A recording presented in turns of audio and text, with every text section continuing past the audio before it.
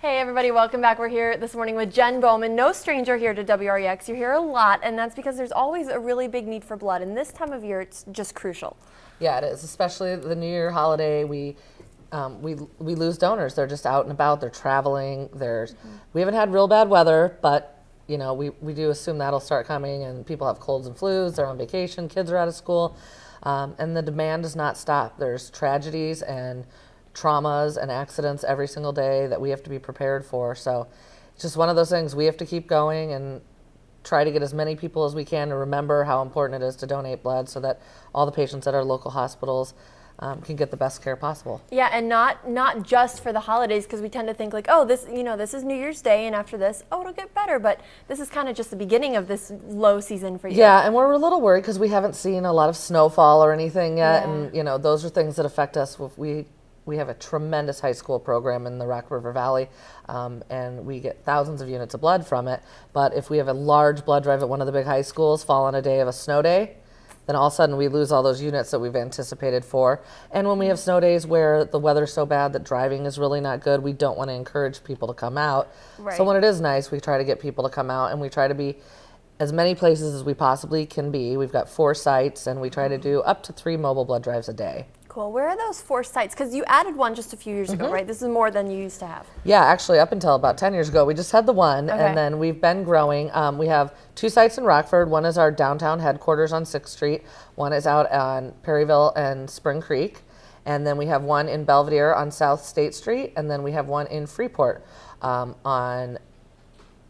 How am I not remembering where that is right now? I'm sure if the cameras weren't on, you'd remember, Yes. but it's all on your website, which is rrvbc.org, right? Yes, and all the hours, because every site has different hours, and we all have weekend hours around the Rock River Valley. And like I said, there's up to 3 blood drives a day. So outside of Freeport, Belvedere, and Rockford proper, we cover a large territory all the way up to Edgerton, Wisconsin, down into the Dixon area, to the Iowa border, and then all the way into the McHenry County area.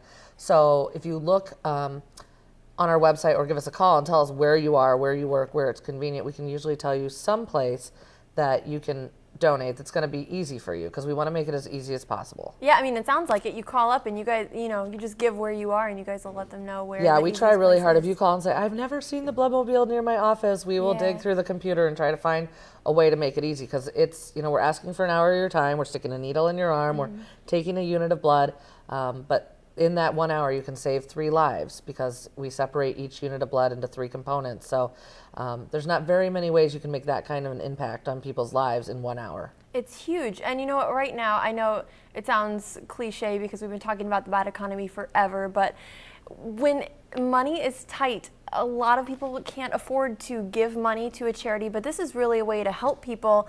Exactly. For free. It is free. It does take an hour of your time, and I know that that's very valuable, but we do try to make it easy, and there's all kinds of good food and goodies afterwards. So, if you needed to come like on a lunch hour, you can get well fed, and we try to pamper and take care of our donors. But yeah, we just try to make it simple, but it's something that, especially for young people that want to be charitable, or for people that just can't afford to write those checks, this is a very easy way. It's very immediate. You donate blood to us, likely within a week it's going to be transfused into a patient here at a local hospital. So it's not like we're waiting for tragedies and things like that to happen.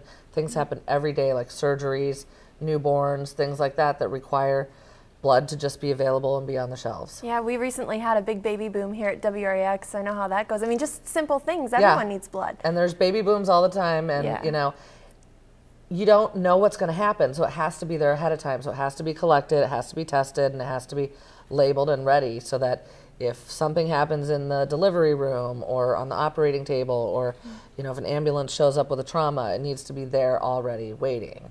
Right. And a lot of people have a lot of time off this time of year, but the hospitals do not. Doctors and nurses are working all the time. You guys are working all the time, and there's always someone at the blood center working, and that's because these things don't stop, especially not because of the holidays. Yeah, how many people does it take to keep this all running? Do you guys have a lot of volunteers, or do you have a big staff, or both? We do. We have over 130 employees, and then we have, Whoa, I was thinking maybe 15. No, we have about Wow. 130 employees, and then we have a huge volunteer base of about 50 people. that do everything from drive blood around from the hospitals back to the blood center, or they go pick up units at mobile blood drives so they can be tested. They do phone calling.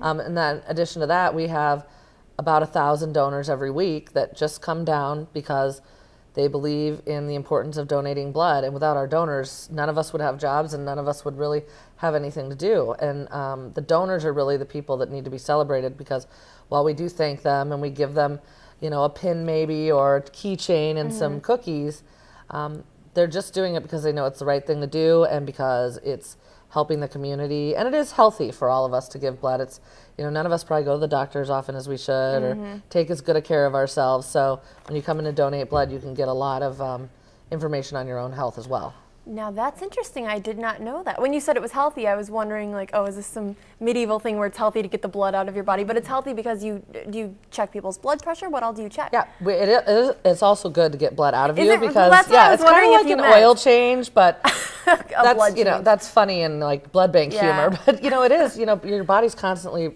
building red cells, so to let some out, and then it encourages your body to make more. But then when you come in to donate, we take your pulse, your hemoglobin, your temperature, your blood pressure.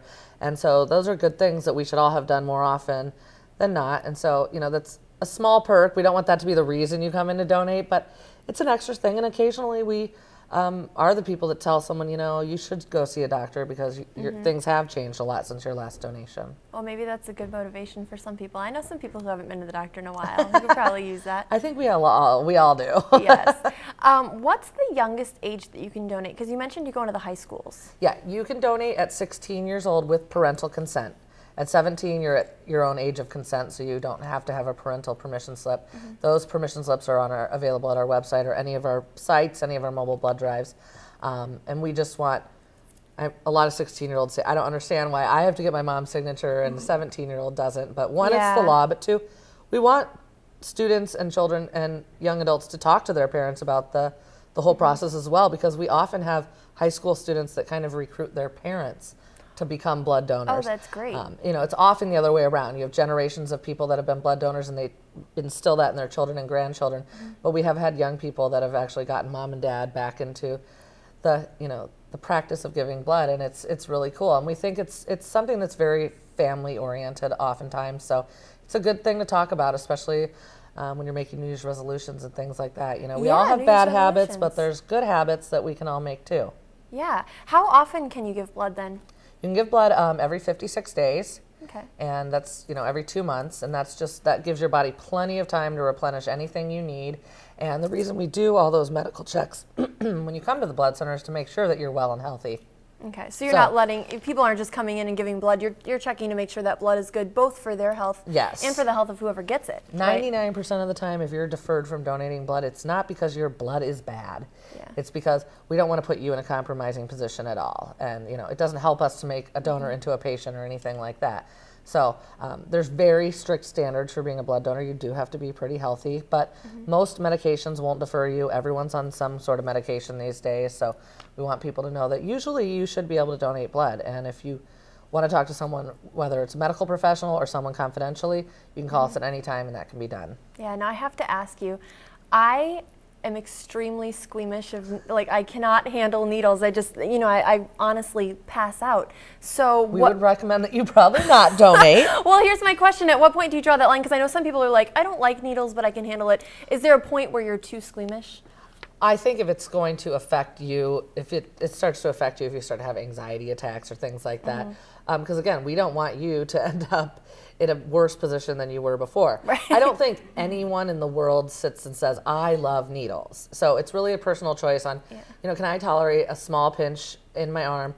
And for me, that decision was made when my dad was dying of leukemia, and I thought, look what he's going through, I can go give blood. And so I got over it. But even, I've donated several gallons of blood and I still look the other way. And we realize it's a little bit invasive and it's not something that people probably think is the most exciting thing, but most people do feel really good after they do it. They feel like they've done something that a lot of people just don't do. I mean, less than 10% of the population donates blood. So And so many more than that might need blood, is that right? yeah, over 33% will need a blood transfusion in their lifetime. So So more it's than really 1 in important to 3. try to get over that obstacle if you can. Yeah. That's something I need to work on. Is Yes. it really just a pinch? If It people are is. wondering if It they is. haven't? It is. We pinch you once in the finger because that's how we have to make sure your hemoglobin has enough red blood cells in it to, get a unit of blood, and then the needle goes in the arm.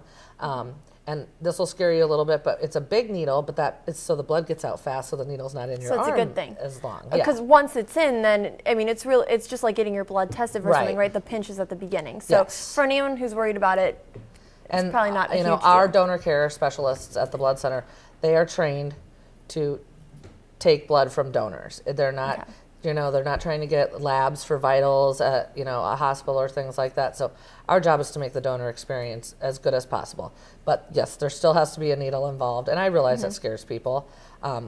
I see them every day. I don't love them, but I've learned not to be afraid of them. Yeah. But I would tell someone like you is the next time someone goes, or if you just want to come down someday, just come down and watch other people do it, and then over a little while, you watch an 85-year-old woman do it, and then you're like, I should be able to do this, or a 16-year-old kid. Yeah. But it's your own personal choice, and we don't want to pressure people. We want people to make donation, their own choice, and they want to do it. A lot of people are squeamish, but I think a lot of us, as we get older, we experience things that are like, oh my God, that's so much worse than a needle. So then it kind of Yes. Just think of becomes- something else you've gone through that's worse, and then it's not so just bad. have a baby, and then you'll be fine. We'll get to that later. We do have to take a quick break, but with the new year, you have a new way that people can get involved, kind of a new focus. So we're going to take a quick break, and we'll talk about that coming up.